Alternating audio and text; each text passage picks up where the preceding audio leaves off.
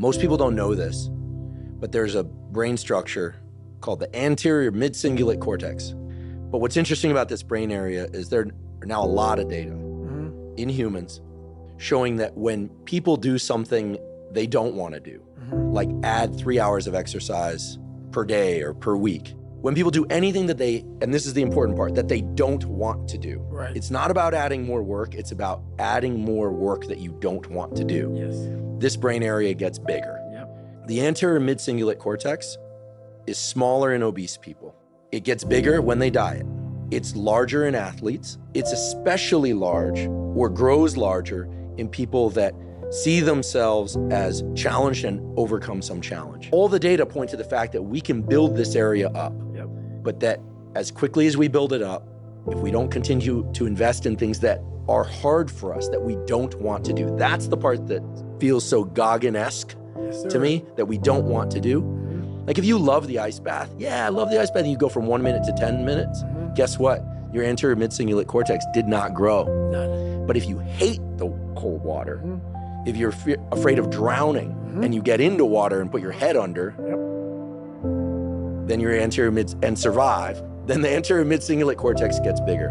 But if you don't do it the next day, or if you do it the next day and you enjoy it, because hey, I did it yesterday, woohoo, happy me, Merry Christmas, as you would say. Merry Christmas. Guess what? The anterior mid-cingulate cortex shrinks again. I love that because that's how I've lived my entire life. I don't know anything about that. But people go, man, you have such a strong will. It's something that you build. Like, I never forget, I was on a podcast one time, and this dude goes, you were blessed with a strong mind. What the hell are you talking about? I was blessed with a strong mind. That's something that you have to develop. You develop that over years, decades of suffering and going back into the suffering. That's why a lot of people who graduate Navy SEAL training, a lot of guys don't want to go back into that water. Don't want to go back into the hard stuff. And maybe not anything hard in life. Once you get through it, it's like you become a POW. Like how many POWs want to go back to POW camp? None. When something sucks so bad in life, this is on this that we're talking about now. Very few people want to go back. They're happy they graduated. I realized I'm the same way. I don't want to go back. I have to go back. I must go back. Because that is exactly where all the knowledge of my life exists, was back there, and what you're exactly talking about. Well, I didn't know anything about this, but how I grew a will was constantly doing these things. To now, it's just life. I'm not a real smart guy. And what I mean by that is I was born with ADD, ADHD. My brain cannot retain information. I'm not some genetic freak when it comes to running, when it comes to lifting weights. I am absolutely the bottom of the barrel. And people will never believe me. And they can just, whatever, believe what you want to believe. Every single thing, so I can't wait to get in this conversation because everything I do in life, it sucks. Everything I do in life, it sucks. That's why when I was 300 pounds and 24 years old, it wasn't like I had some big epiphany of, let's just go be a Navy SEAL and let's lose some weight. No, I knew my entire life was going to be a struggle, which is why I just ignored it. And I said, I'm not even trying to jump off into this and learn how to read, how to write, how to memorize, how to become something I am not. But through that process, something happened to me. And I realized this is why I feel sorry for no one. Because people are going to think that I am maybe lying or maybe fibbing or exaggerating. No, I was the lowest form on earth. No talent, no ability to learn. And I literally know what it is to be rock bottom and to build that up. You talk about performance without a purpose. What's that? For instance, let's say you have no races. Let's say you have no classes, no nothing. There's no purpose in your life. People need to have purpose to get up. They need purpose to perform. You need to get to a point in your life where there's nothing on the docket. There's no 5K. There's no There's no, I'm going to get into school to be this or that and still perform to the highest level. Because what people don't get is one day that thing's going to come up. And if you're not constantly performing without purpose, you're not going to be ready when the time comes. It's this magical thing, purpose, that we're all looking for. But what's funny about it all is that we need these things to perform. But we don't take a second to realize the purpose is always there. The purpose never leaves us because the very purpose is you. You are always the purpose. There may be another purpose, like being a SEAL or going to college or whatever, but the main purpose in life is you. So if you wake up in the morning and you don't want to do something, you don't care enough about yourself. And that's what you need to really research is, man, why am I not doing this for myself? Because that is the number one purpose in life, is to better oneself. So that's the only purpose I fucking need. So the reason I get up every day, even though there's no race or there's no school, or there's nothing in front of me, is because I have pride in myself. You don't sit back and like, oh my God, like I have days I don't want to do it, but I know I'm going to do it. I know from years of just doing it. So that's beautiful. And this is why I came on here with you today. And I'm glad you're talking about this, because human beings need to hear this. They need to stop hearing these hacks on this and that. There's no fucking hack, bro. There's no fucking hack. Yeah, you may this and that and saunas and all this shit that yeah, it's great. There is no fucking life hack. To grow that thing, how do you grow it? Do it and do it and do it and do it. That's the hack. The hack is gonna fucking suck. And that's what I realized. That's what I realized. Life, that's why I wanted to come on here today. I didn't want to come on here and talk about no fucking passion and purpose and how to get the fuck out of bed, how to hit a fucking alarm clock, and all this catchphrase bullshit. Because that wasn't how I lived. That wasn't how I lived. I woke up like every human being does and goes, fuck, man, I'm a fucking piece of shit today. How the hell is this gonna work out for me? And you fight that. And you fight that. You don't override it. There's no override button. It's the conversation in your fucking, like, in your head. So how do you do that? We don't have enough of these conversations about the real conversation that every human being is having. And they have no idea how to get out of it, but they do.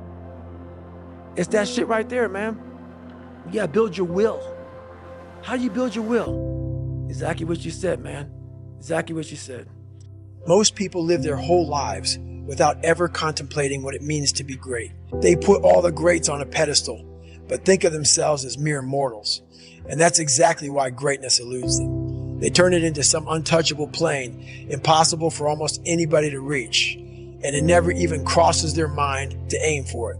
No matter what I'm doing or which arena I'm engaging in, I will always aim for greatness, because I know that we are all mere mortals and greatness is possible for anyone and everyone if they are willing to seek it out in their own soul. In Gogglish terms, greatness is a state of letting go of all your faults and imperfections, scavenging every last bit of strength and energy, and putting it to use to excel at whatever you set your mind to. Even if some motherfucker out there told you it was impossible, it is a feeling pursued by those rare souls willing to extend themselves beyond reason and pay the cost. But where do you go to? You wake up on a morning, it's cold, it's wet, it's dark, you've got no cartilage in your knee, you've got shitty shorts, whatever it is that's the issue today. Keep talking. You've got these problems, right? I need you to keep talking about what you were just saying. It's warm on the couch. That's Your it. missus says stay in That's bed. it. It's comfy, That's it's it. cozy. That's You've got it. work later on. You had an argument last night. You're slightly it. hungover. Because I know every motherfucker ain't gonna do what I'm gonna do. So this is how you level up. That's how you level up. I know there's a whole bunch of people with that right there. That fires me up. That makes me fucking happy, what you just said. That brings joy to my life right there. Why? Because I know there's so many people that have the ability and just refuse to get off that couch. Refuse to study a few more hours. Refuse to go deeper, to go further. And that's where I gained the advantage. So now you know why there's so many people that fail in this world to figure out their purpose in life. Where do I go? Because to grow that, while you may not look like me, how my daily life looks, don't look fun. So it's a choice that people have to make in life. It's so easy to be great nowadays, my friend, because most people are weak. Most people don't want to go to that extra mile. Most people don't want to find that extra because it sucks. It's miserable. It's lonely.